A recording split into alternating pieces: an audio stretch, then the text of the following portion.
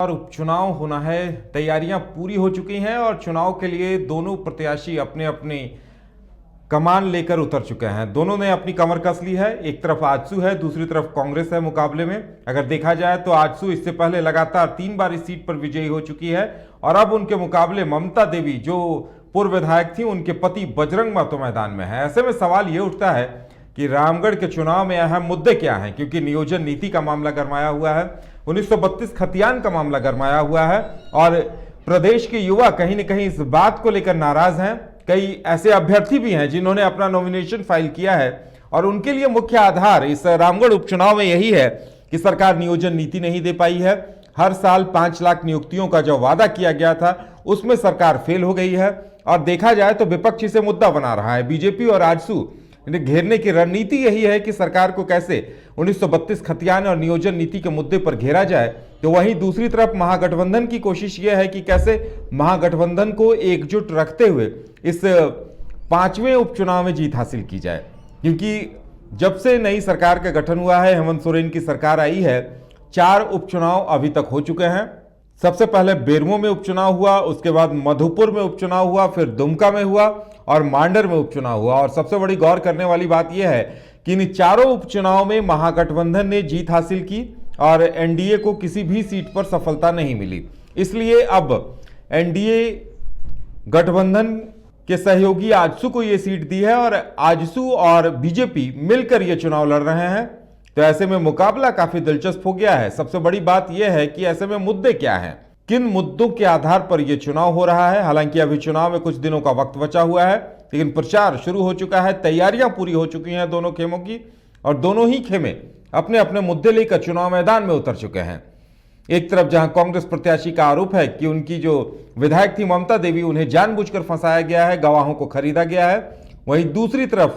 3 सालों तक विकास नहीं होने का नारा दिया जा रहा है आजसू की तरफ से। उनका कहना है कि रामगढ़ जो विकास की दौड़ में शामिल था वो पिछले 3 सालों से थम सा गया है। ऐसे में रामगढ़ की जनता किसका साथ देती है ये देखना काफी दिलचस्प होगा। और ज्यादा जानकारी के लिए इस वक्त हमारे साथ हमारी संवाददाता करिश्मा जुड़ी हुई हैं। करिश्मा, उन्होंने रामगढ़ के कई बार दौरे भी किए हैं, वहां के मतदाताओं का मिजाज जानने की कोशिश की है। करिश्मा, सबसे बड़ा सवाल यह है कि रामगढ़ उपचुनाव ऐसे वक्त में हो रहा है जब नियोजन नीति का मुद्दा गरमाया हुआ है, जब 1932 खतियान का मुद्दा गरमाया हुआ है, क्योंकि राज्यपाल की तरफ से बिल वापस कर दिया गया है। और सबसे बड़ी बात यह है कि कई अभ्यर्थी भी इसे मुद्दा बनाकर चुनाव मैदान में कूद चुके हैं। और आज जो अपडेट देखने को मिला है कि मधु कोड़ा और गीता कोड़ा, जो 1932 खतियान का विरोध कर रहे हैं, वो कांग्रेस के स्टार प्रचारकों की सूची में शामिल हैं और कांग्रेस की तरफ से प्रचार के लिए भी जाने वाले हैं। ऐसे में अगर देखा जाए तो नियोजन नीति और 1932 खतियान कितना बड़ा मुद्दा है इस रामगढ़ उपचुनाव में। बात है कि राज्य सरकार की ओर से बनाई गई नियोजन नीति 2021 को झारखंड हाईकोर्ट ने जब से निरस्त किया है, उसके बाद तमाम जो अभ्यर्थी है वो कहीं ना कहीं अपनी आवाज को उठा रहे हैं और सड़क से सदन तक किस तरीके से तमाम जो अभ्यर्थी है वो अपनी आवाज उठाए थे, ये सभी लोगों ने देखा था। क्योंकि अगर 1932 की बात करेंगे तो 1932 को लेकर भी तमाम जो झारखंड के लोग हैं अपनी आवाज को उठा रहे थे और कहीं ना कहीं कई जिलों में इसका आंदोलन भी देखने को मिला था। लोगों का कहना था कि झारखंड की पहचान 1932 का खतियान, और इसको देखते हुए मुख्यमंत्री हेमंत सोरेन ने विशेष विधानसभा सत्र आहूत कर 1932 खतियान के आधार पर स्थानीय नीति को विधानसभा से सीधा राजभवन के लिए भेजा था और राजभवन से उसको अब उस बिल को वापस लौटा दिया है, जिसके बाद अब राज्य के कई लोग अपनी आवाज को कहीं ना कहीं उठा रहे हैं। लेकिन दूसरी ओर अगर हम लोग बात करेंगे सत्तारूढ़ पार्टी की, तो तमाम जो विधायक है वो कहीं ना कहीं ये बोलते हुए नजर आ रहे हैं कि भारतीय जनता पार्टी ने ये षड्यंत्र रचाया है। वो लोग नहीं चाहते हैं कि झारखंड में 1932 लागू हो और यहाँ के लोगों को उसका लाभ मिल सके। लेकिन इस बीच रामगढ़ में उपचुनाव होना है और वो काफी दिलचस्प होगा, क्योंकि नियोजन नीति और 1932 खतियान का मुद्दा लगातार ज्वलंत है, क्योंकि लगातार लोग इसको लेकर अपनी आवाज को कहीं ना कहीं बुलंद कर रहे हैं। और इसको लेकर जब हम खुद रामगढ़ गए थे और कई मंत्री, कई विधायकों से जब मैं इस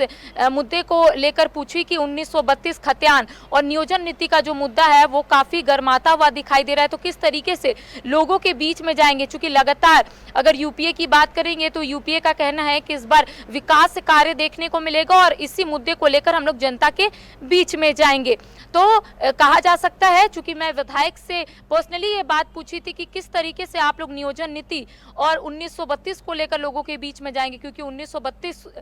ने राज्यपाल ने जिस तरीके से बिल वापस कर दिया और सरकार को कहा है कि इसमें समीक्षा करें और वैधानिकता पर सवाल खड़े किए हैं। तो उनका कहना है कि हम लोग लोगों के बीच में जाएंगे और हम लोग नियोजन नीति को भी लेकर कदम उठा रहे हैं। सरकार ये दावा भी कर रही है कि नई नियोजन नीति जल्द ही लागू की जाएगी और तमाम जो अभ्यर्थी हताश है, परेशान है, वो कहीं ना कहीं उनकी जो परेशानी है वो दूर हो जाएगी। लेकिन दूसरी ओर आपने जिस तरीके से कहा कि स्टार प्रचारक का यहाँ पर सूची जारी कर दिया गया है, तो रामगढ़ उपचुनाव को लेकर जो है कांग्रेस ने स्टार प्रचारक का यहाँ पर सूची जारी कर दिया और 40 दिग्गज का नाम इसमें शामिल है और मधु कोड़ा और गीता कोड़ा भी इसमें शामिल है। चूंकि अगर हम लोग कोल्हान की बात करेंगे और 1932 की बात करेंगे तो 1932 का जब मामला ज्वलन था तब लगातार लोग अपनी आवाज उठा रहे थे और उनका कहना था कि झारखंड में 1932 लागू होना चाहिए हर हाल में। लेकिन मधु कोड़ा और गीता कोड़ा एक ऐसे लोग थे जो लगातार ये कहते हुए नजर आ रहे थे कि अगर 1932 झारखंड में लागू होगा तो पूरा कोल्हान जो है वो कहीं ना कहीं जल जाएगा, यानी कि कोल्हान के अंदर जो 3 जिला आता है वो पूरी तरीके से जल जाएगा। वहां के लोगों को सरकार की योजनाओं का लाभ नहीं मिल पाएगा, वहां के लोग वंचित हो जाएंगे सरकार की जितनी भी योजना है। और स्टार प्रचारक में मधु कोड़ा, गीता कोड़ा दोनों प्रखंडवार की जिम्मेदारी दी जाएगी। तमाम जो यहाँ पे स्टार प्रचारक है वो अलग अलग निर्धारित प्रखंड में जाएंगे, लोगों से बातचीत करेंगे और अपना मुद्दा रखेंगे और तमाम लोगों को ये भी बताएंगे कि उनके पक्ष में यहाँ पर वोट डाले। तो ये सबसे बड़ा यहाँ पर बात हो रहा है कि गीता कोड़ा और मधु कोड़ा भी स्टार प्रचारक है और कहीं ना कहीं 1932 को भी लेकर बात करेंगे, चूंकि 1932 जो है वो जन भावनाओं से जुड़ा है। और दूसरी बात करेंगे तो नियोजन नीति को भी लेकर जिस तरीके से अभ्यर्थी जो है, जो युवा है, जो लगातार कई दिनों से पढ़ाई कर रहे हैं और पढ़ाई करते करते अगर ये बातें सामने आ जाती है कि आपने जिस परीक्षा के लिए आपने तैयारी की है वो परीक्षा अब रद्द हो गया है, वो परीक्षा अब नहीं हो पाएगा, तो ऐसे में जो युवा है वो कहीं ना कहीं परेशान थे और इसी को वो मुद्दा बनाकर युवा जो है वो इस बार चुनावी मैदान में आने वाले हैं। कई जो युवा है वो पर्चा भी भर चुके हैं, नॉमिनेशन फाइल करने गए थे और हमने जब युवाओं से बात की थी तो उनका यही कहना था कि अब हम लोग एमएलए का फॉर्म भरेंगे और हम लोग इसलिए भरेंगे क्योंकि झारखंड में जेपीएससी हो या फिर जेएसएससी सभी जो परीक्षाएं हैं वो रद्द हो जाती है और ऐसे में अगर चुनाव की बात करेंगे तो उनका कहना है कि चुनाव के लिए जो तिथि की घोषणा की जाती है उसी में चुनाव होता है, वोट डालने की जो तिथि रहती है उसमें वोट होता है, लेकिन अभ्यर्थियों के साथ ऐसा नहीं होता है। उनका ना परीक्षा का डेट आता है और अगर परीक्षा का डेट आता है तो आने वाले समय में वो कैंसिल हो जाता है। तो उनका कहना है जो अभ्यर्थी चुनाव मैदान में खड़े हैं वो वहां की सियासत को किस हद तक प्रभावित कर पाएंगे?